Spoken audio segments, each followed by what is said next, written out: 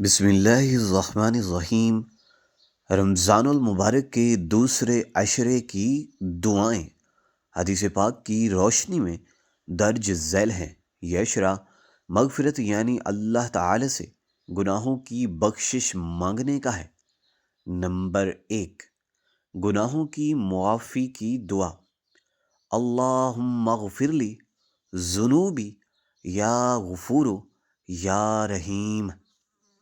اے اللہ میرے گناہوں کو معاف فرما، اے سب سے زیادہ معاف کرنے والے، اے نہایت رحم فرمانے والے۔ نمبر 2، بخشش کی طلب۔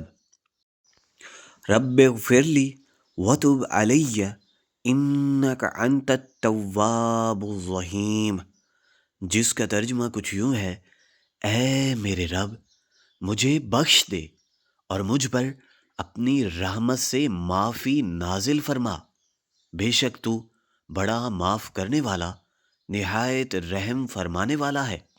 نمبر 3، جہنم کی آگ سے بچنے کی دعا۔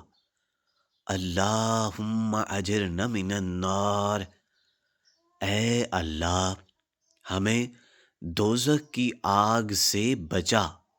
یہ عشرہ اللہ تعالی سے زیادہ مغفرت طلب کرنے اور گناہوں سے معافی مانگنے کا وقت ہے۔ اس میں صدق دل سے توبہ کرنی چاہیے اور اللہ کی رحمت کی امید رکھنی چاہیے۔